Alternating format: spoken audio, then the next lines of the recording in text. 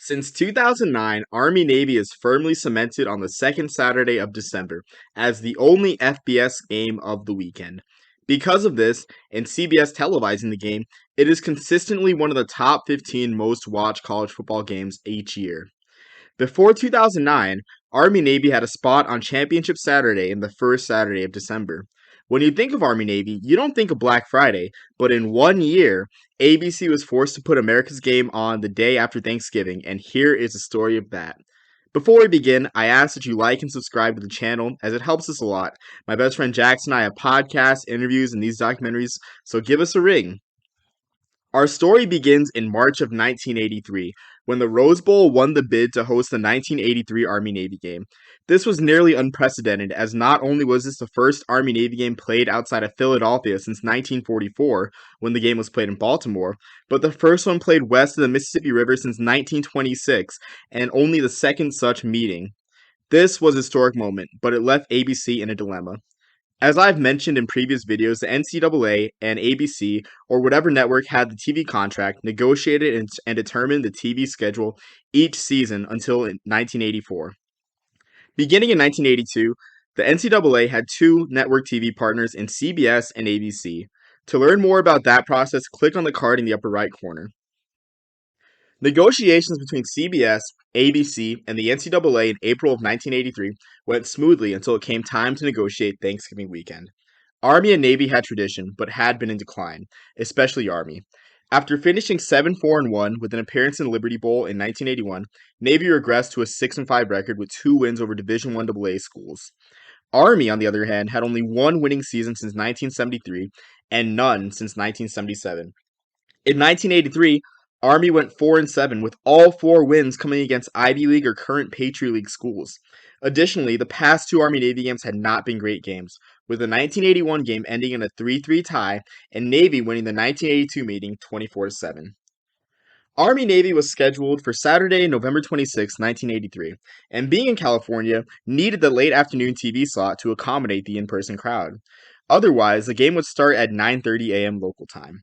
CBS had first choice for the 3:30 Eastern Time slot on that Saturday and chose Nebraska-Oklahoma for that slot.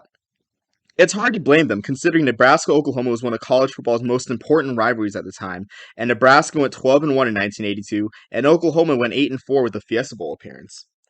The next option was to move the game back a week to Saturday, December 3rd. This seems crazy today, but it was not unheard of at the time to move a game in the middle of the season.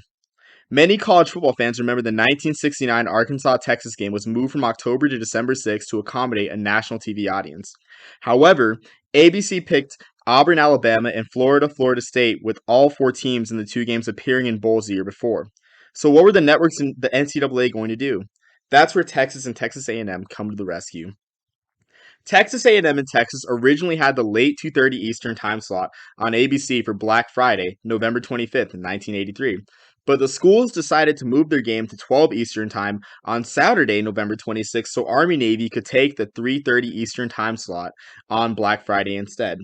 On Black Friday, 1983, America would have the choice between Boston College, Alabama, played at Sullivan Stadium, home of the New England Patriots on CBS, 2 bowl teams from the year before, with Doug Flutie leading Boston College and Army-Navy on the other hand. So how would this play out? Beginning with what happened on the field. The viewers on CBS that watched Alabama-Boston College saw a really good game. Boston College came in with an 8-2 record and Alabama was 7-2. Boston College came back from a 13-6 deficit with 2 fourth-quarter touchdowns to win 20-13. On the other hand, Army and Navy was different, to say the least. To start, Navy and Army both came in with 2-8 records, with Navy's wins coming against Lehigh and Princeton, while Army beat Dartmouth and a 3-8 Rutgers squad. Navy scored on the opening kickoff, took advantage of an Army fumble on their own 17 on the Cadets' first drive, and got a pick six to take a 21-0 lead within the game's first 4 minutes. Army did cut the deficit to 21-13 by halftime, but Navy scored 3 second-half touchdowns, including a garbage time touchdown run to win 42-13. Yet, the ratings results will surprise you.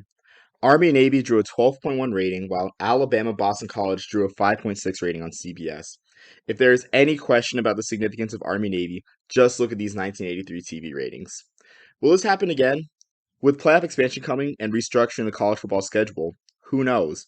As of now, it likely will not happen, as Army Navy is firmly cemented on the second Saturday of December. But on Black Friday, 1983, that year's Army Navy game was one of a kind. Like and subscribe for more documentaries. Thank you.